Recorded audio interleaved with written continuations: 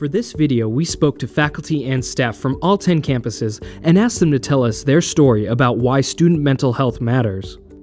It is our hope that their testimonials promote further engagement in offered mental health trainings, increased attention to the signs and symptoms of distress, and compassion for those in our community who struggle with mental health concerns.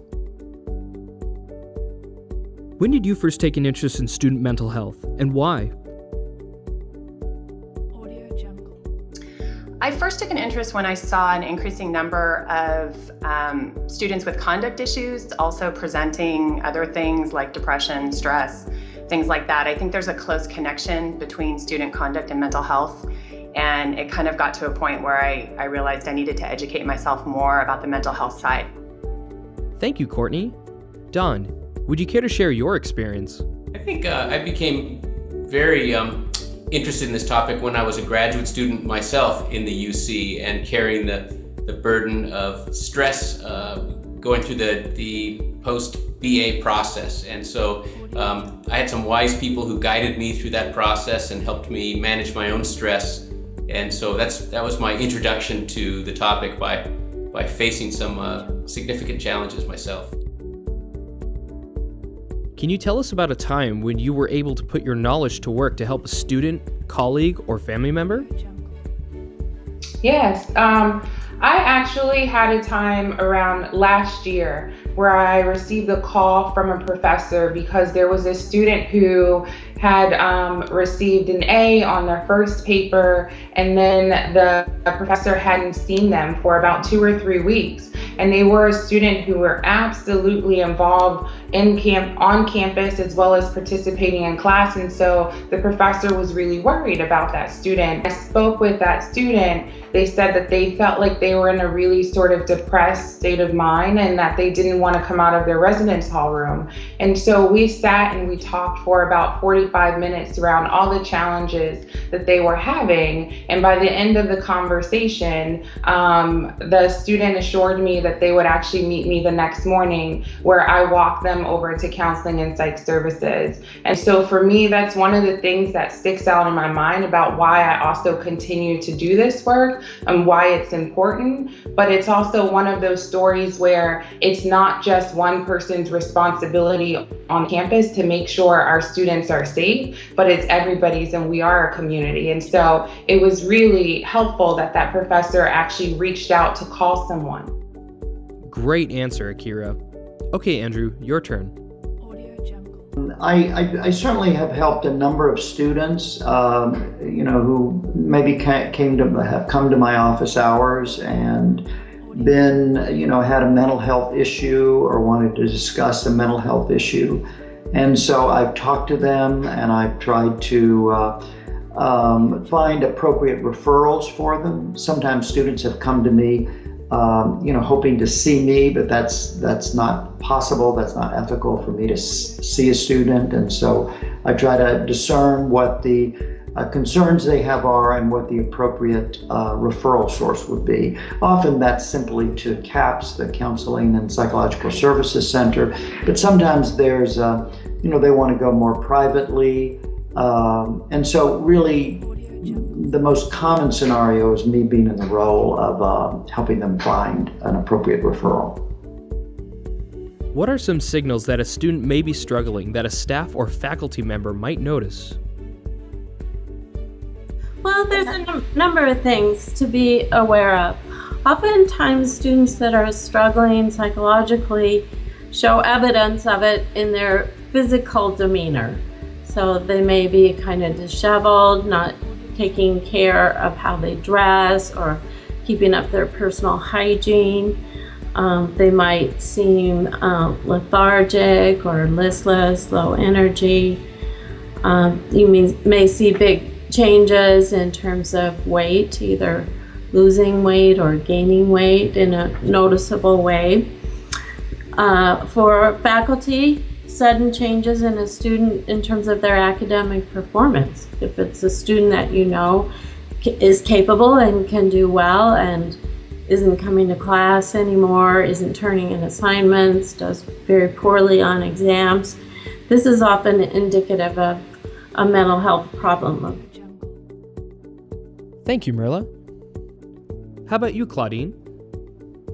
It could be withdrawal. It could be they're not showing up for class.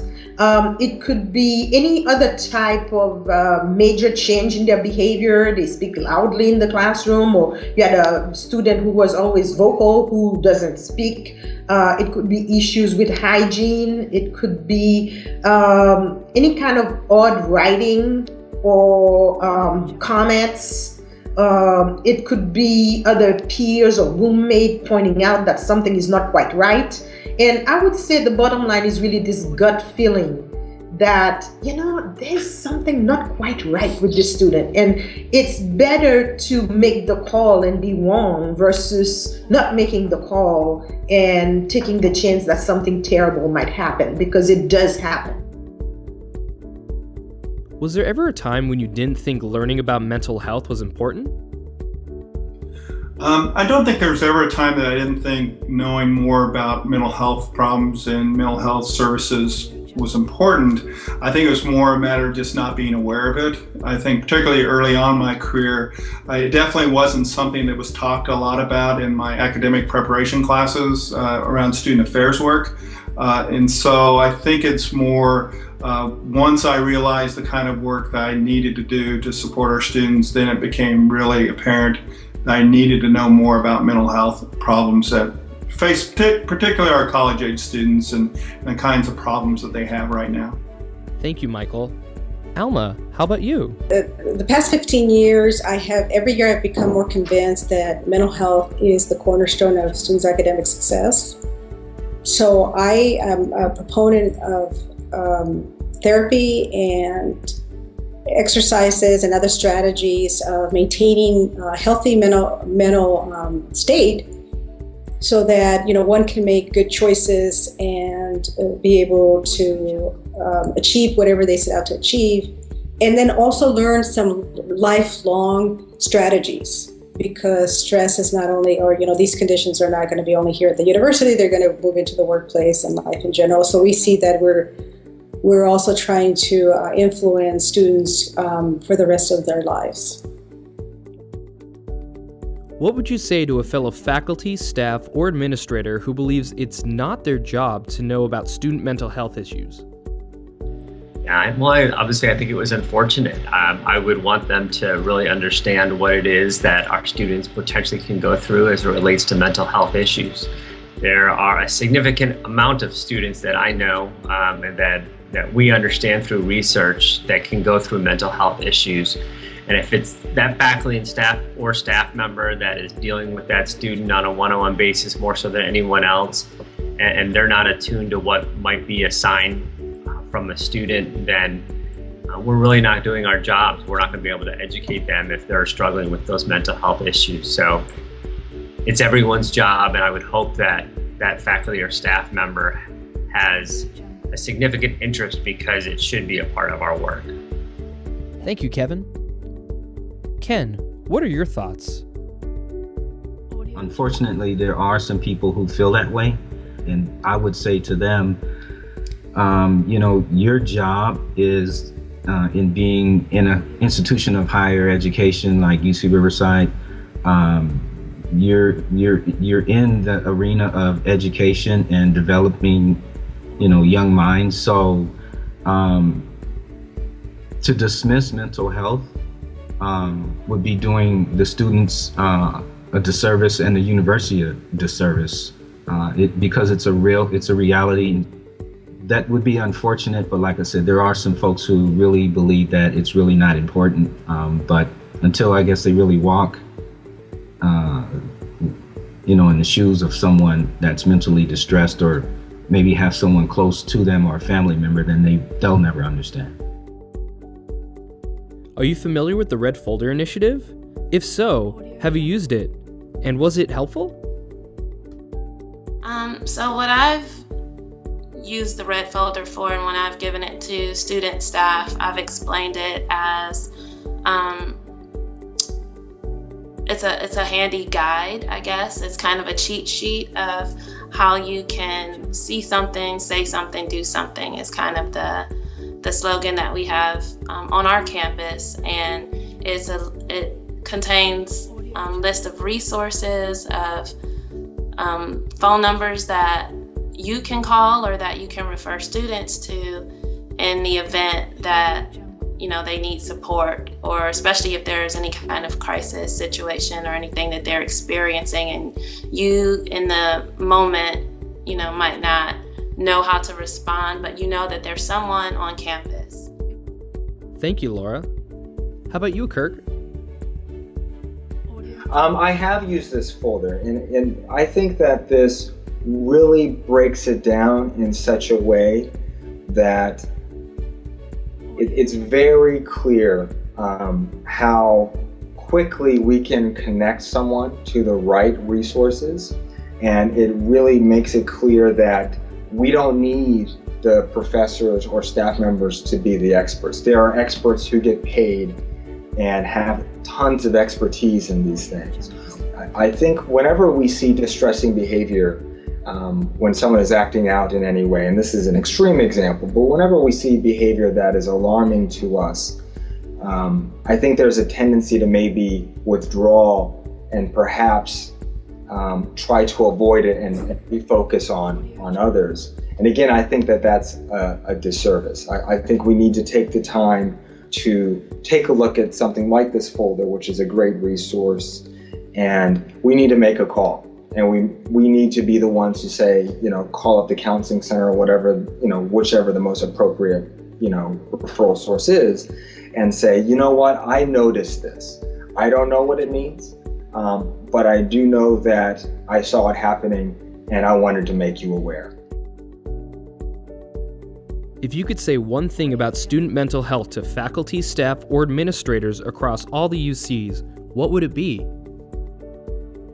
That mental health matters, that the mental state and well-being of our students is essential for them to be successful, not academically, but in life. And, especially for our underrepresented students who may fall through the cracks, who may not go into counseling services through more traditional routes. So I think of our, LGBT students, our first-gen students, our students of color, our students with disabilities, our veteran students. These are all student groups that have been identified as not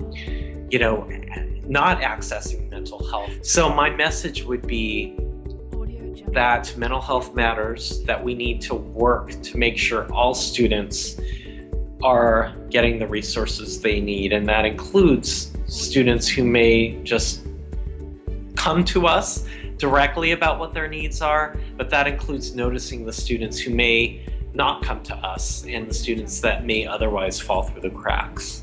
Wow, amazing. Okay, Claudine, please share your thoughts. Well, I would say that the impact of mental health is real. And that suicide is one of the most tragic aspects of mental health, and that those things are preventable.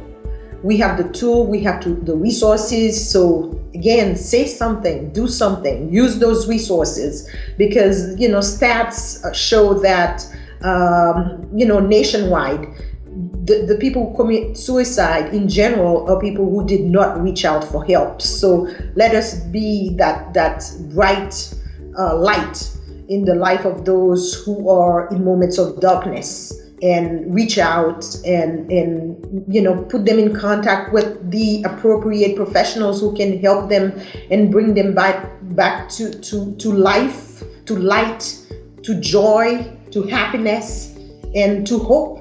That should be the mark for all students attending college. So let's not really miss out. We don't have a second chance. For more information about mental health services offered on your campus and training for graduate research and teaching assistants, contact Counseling and Psychological Services at 310-825-0768 or visit our website.